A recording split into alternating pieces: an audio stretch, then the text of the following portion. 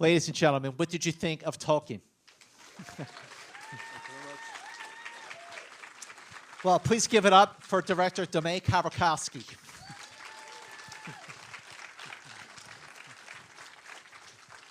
So, I think the question is, what was your introduction to Tolkien, to Hobbit, Lord of the Rings? Like, when was your first encounter with Tolkien? I was around 12, 13, and to go a little bit back, at that time, I was growing without a father. I was quite miserable. I was alone. I was actually being bullied, and felt like an outsider. I had moved to Finland at the age of 4, very similar like Tolkien. I actually spoke 3 languages at the age of 4, as Tolkien.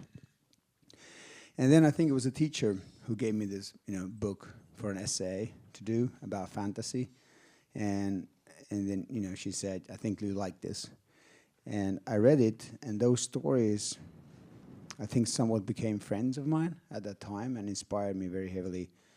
I started playing the Dungeons & Dragons board games where you create your own stories, throw the dice and you become a wizard, or I usually was the wizard, or I was a hero that wanted to win the Elven Prince. So at the age of 13, I think my first crush was Elven Prince, Edith Bratt.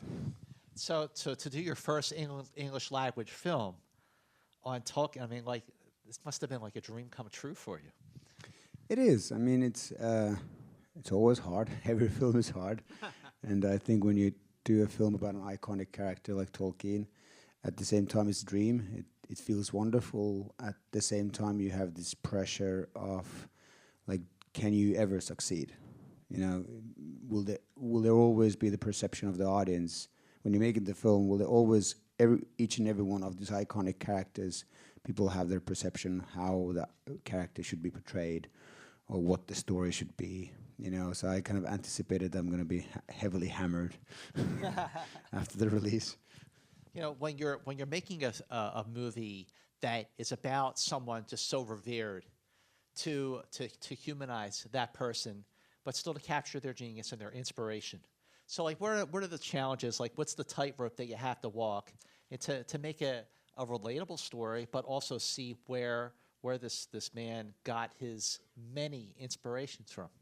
Well, the big part is, of course, the research, because it's so difficult. Like, I mean, there's a lot of documentation, but it's not necessarily emotional. There's not a personal blog that he wrote to the internet where he would express his daily feelings.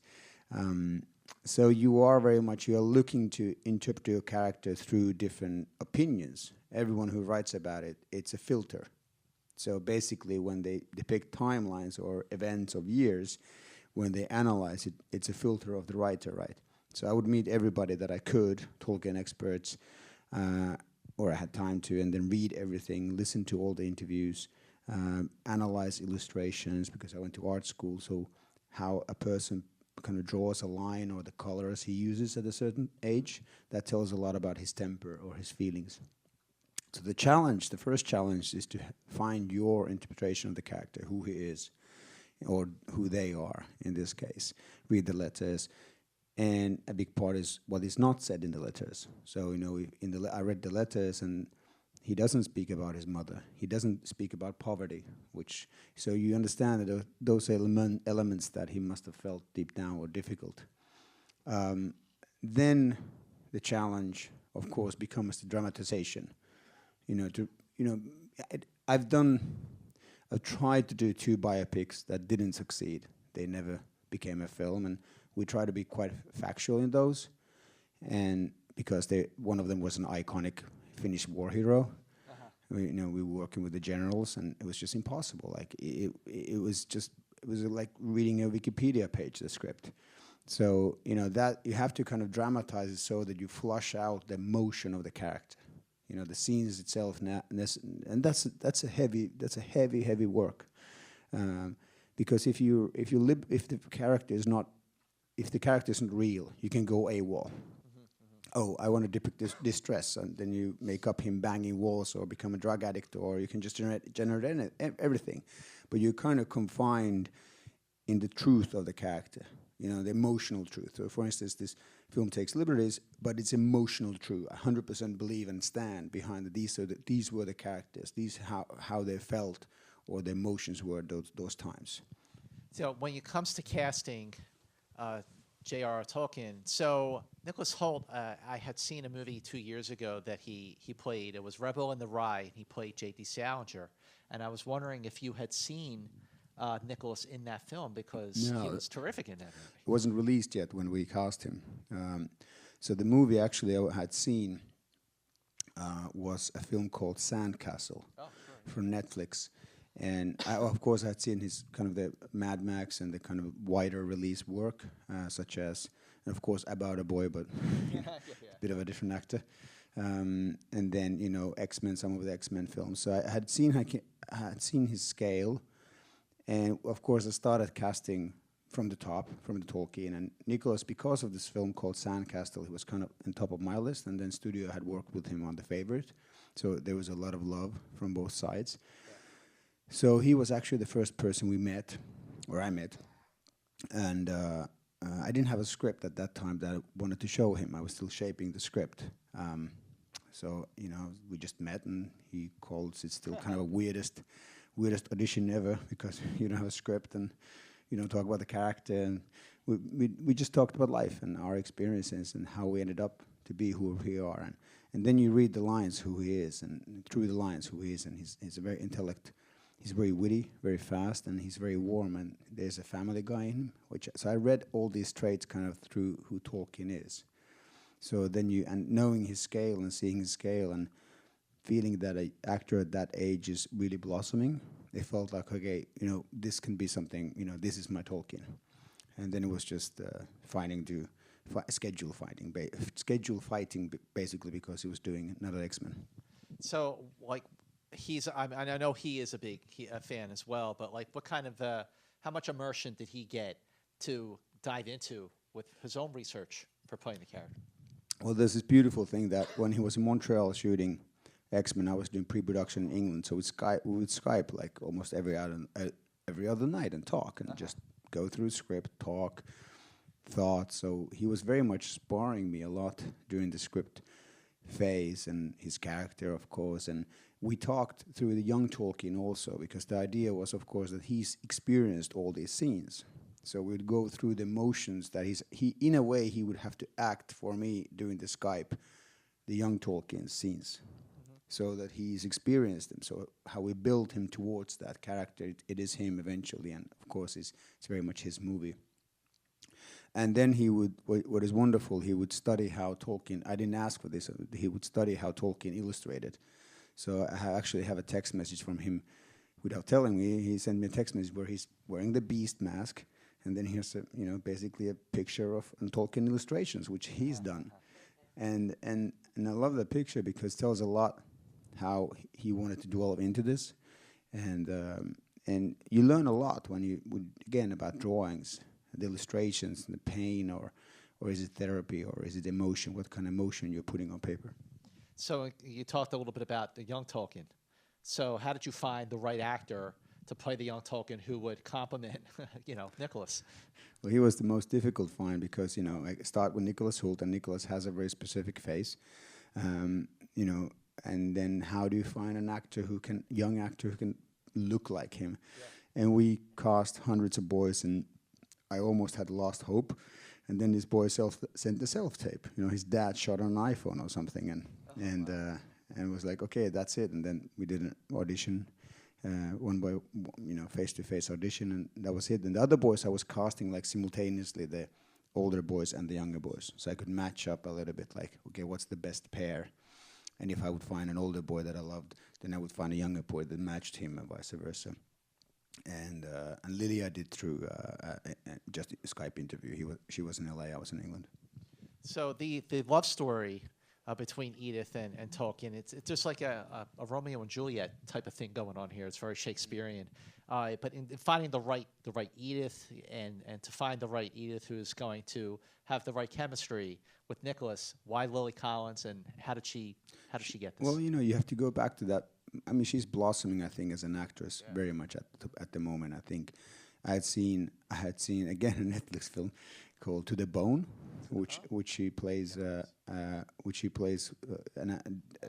anorexic girl. So basically depicting her own experiences, and I found it very courageous. I think when an actress or an actor does that, that you dig something so true to yourself, that usually opens up your perception about acting more. You kind of take yourself to another level. So I was intrigued, and then she has this immersive warmth in her. You know, it's difficult when you Skype. You don't necessarily, you know, it feels like there's a dimension or there's a glass between you, and then she just that warmth in her just explodes, that shine in her, and it feels, you know, in a poetic way, you know, reminding me of as a 13-year-old boy reading the books and my first crush most likely being an elven princess, and then it feels like this is the elven princess, this is the girl, this is the shine that Tolkien must have seen in Edith, as this when they are dancing in the scene, they're dancing that scene, or Edith is dancing in the tree among the trees. That scene inspired Tolkien to write the love story between Beren and Luthien.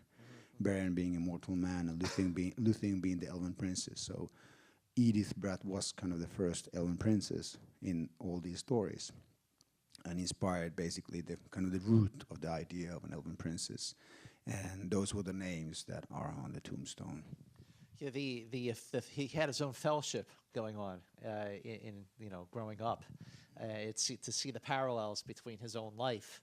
I mean, so much of it, even obviously through World War I, to see that he had his own sort of like fellowship, and you're watching watching the movies or reading the books of the Fellowship of the Ring. It's there it is. You know, it's really fun to watch this movie and to see the influences and the inspiration, but it's also working with the Tolkien estate. I'm sure must have been a little tricky.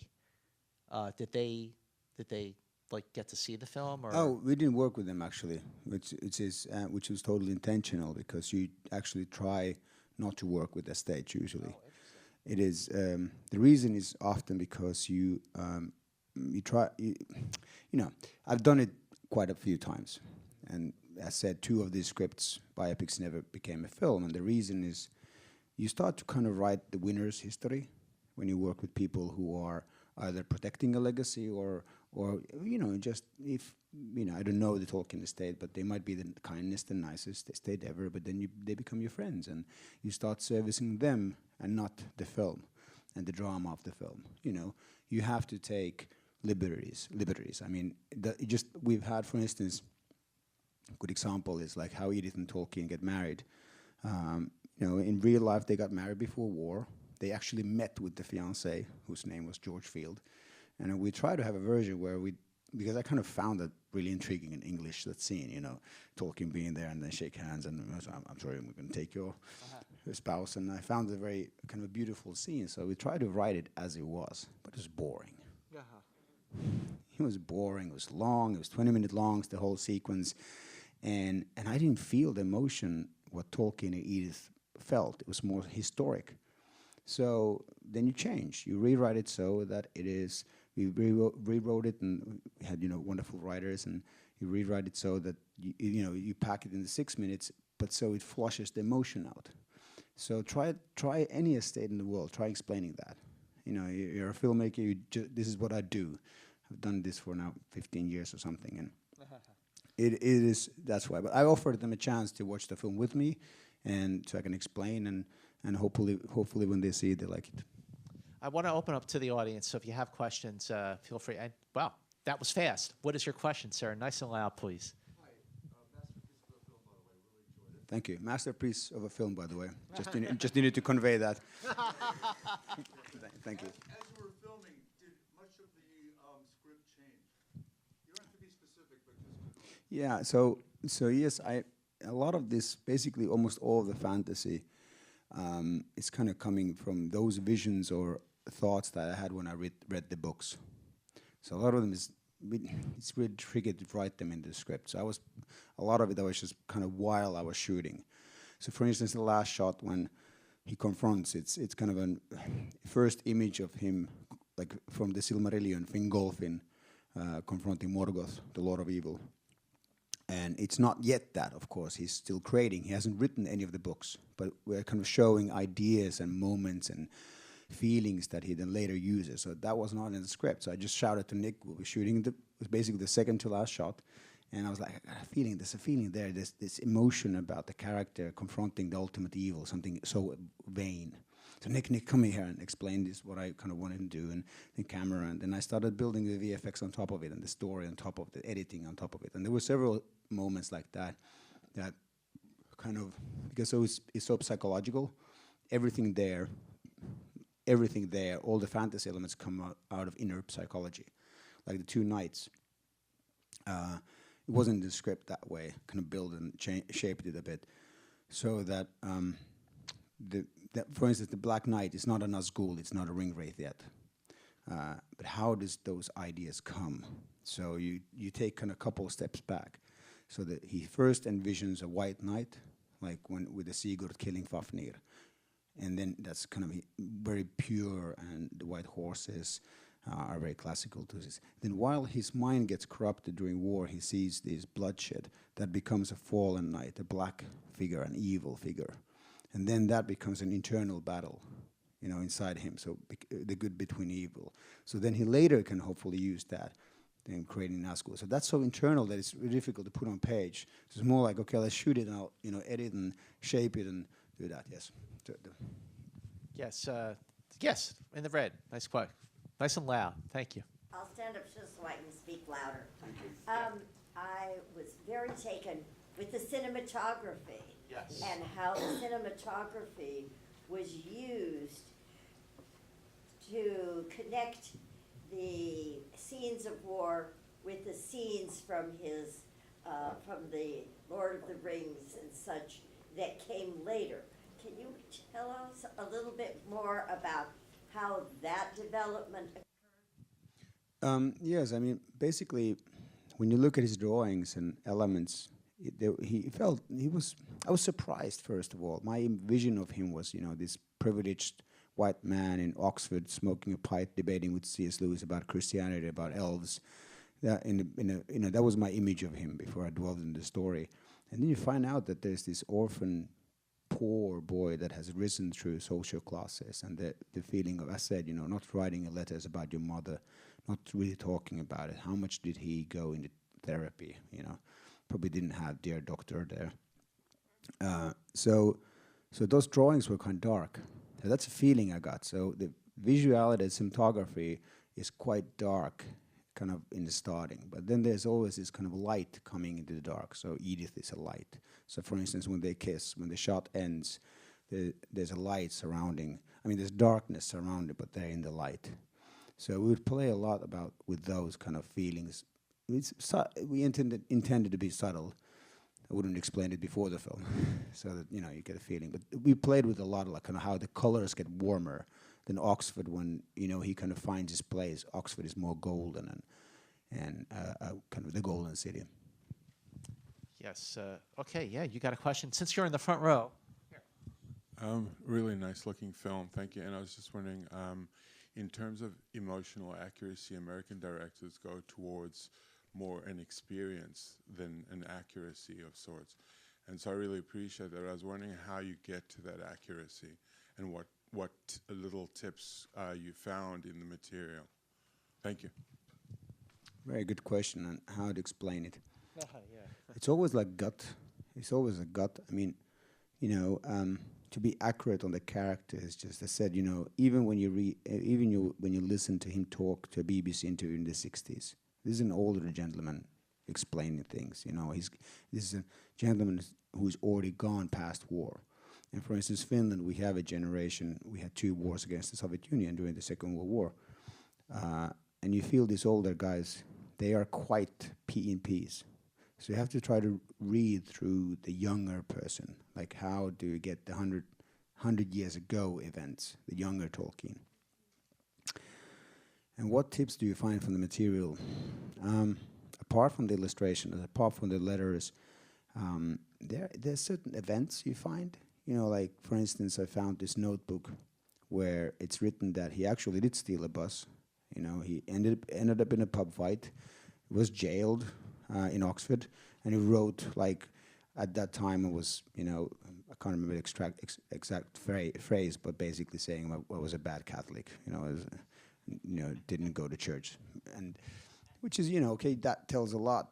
That's a kind of a moment. That's a moment of time which we see here. And I actually wanted Nicholas to drive the bus, but it was a museum bus. He didn't drive, and so you know, and then this story. So you find these moments that you can't necessarily do the scene per se. So of course we combined, you know, going to the bus and then having problems with the police, and we just kind of skipped the pub fight because, you know, you don't want to make it 3 hours.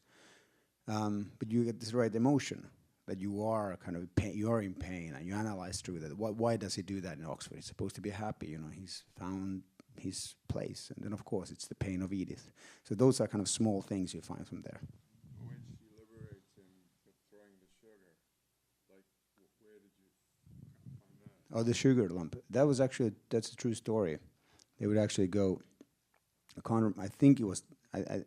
There are different stories. There's one book who says it was in the Grand Hotel. Actually, they went to the Grand Hotel and the cafe there, which we are doing. And then I think there's another book saying it's another cafe. But basically, they would do that. They would throw sugar lumps in. And the story of them, apart from, you know, being married before the war and actually meeting George Field, the fiancé, is quite accurate. They were first friends in the same foster home, then became lovers, forbidden love. Edith was a Protestant, he was a Catholic, and then, you know, he wasn't allowed to meet her, write to her. Father Francis forbade that, and then eventually they became lovers for eternity because now he's written her in his books. Well, last question is right there. Yes. Thank you so much for a wonderful movie. And I think the time's short, so I'm not going to say everything I was going to say. But I was crying and my heart was singing. I know he appreciates, his spirit appreciates the wonderful tribute that you gave him. The two questions I had was, do you know why he chose to take so much from Finnish in creating his language? And also, is the third initial in his name, is that his confirmation? Royal is the third name. John Ronald Royal is the name. And I actually don't know, I can't remember the background of the Royal. Royal is, I think it is his grandfather's name. I think there's a connection. Royal, there is a connection. I think it's his grandfather's name. The other question. Arthur Tolkien is his father. I think it's Arthur Royal Tolkien, and I think then Royal was the grandfather. So I think that's how. Anyway, that's a guess. Regarding the Finnish language, your first question is why did he choose Finnish language? I'm from Finland. So of course we kind of grow with that history. I'm half American, half Finnish, so, you know, there's both sides in me. But he loved the Norse mythologies. He actually, as in the film, he kind of came up with Finnish language in Oxford, and he actually wanted to study Finnish. He lent the Finnish grammar book. The specific reason, my guess is that the Finnish language partly resonates a lot from nature. So he did love the Kalevala, which is in Finnish mythology, because it's so nature-driven. And as we see in the film, trees were his, if not, you know, one of his biggest loves. And so I think there's a kind of that touch. The Norse mythology, the Icelandic mythologies, all the mythologies he loved. But the Finnish language, for some reason, Finnish language is quite harsh. It's like, minä nyt puhun teille suomea tässä, ja se ei varmaan kuulosta miltään. And I'm saying it kind of more singing than a normal Finn. A Finn might be very harsh in the language. So it's weird why specifically Finnish. For him, I think it just sounded mythological. And he used, of course, at this time in the film, eventually he used Finnish language to create an elven language called Quenya. And of course, at this frame, as nothing in the film is yet finished, right? So we had to create a language for the fairies, you know. So it's kind of the elven language to show how he. So we had the professor of Anglo-Saxon Andy from Oxford, who holds the same chair as Tolkien held. He actually created the language for us using, and then, you know, I helped with the Finnish. And Andy was telling a lot of stories, basically Professor Wright, then Tolkien, then I think it was one in between, and then Andy. So he had all this stuff in this room, which were kind of most like the Tolkien's. So, ladies and gentlemen, you know, how do you spread the word about movies these days? It's word of mouth. And how do you do word of mouth these days? You go on Facebook, you go on Twitter, you go on Instagram. If you're still using MySpace, knock yourself out, but please do spread the word about Tolkien. Thank you so much for being here. Thank you very much. And thank you so much, brother. Thank you.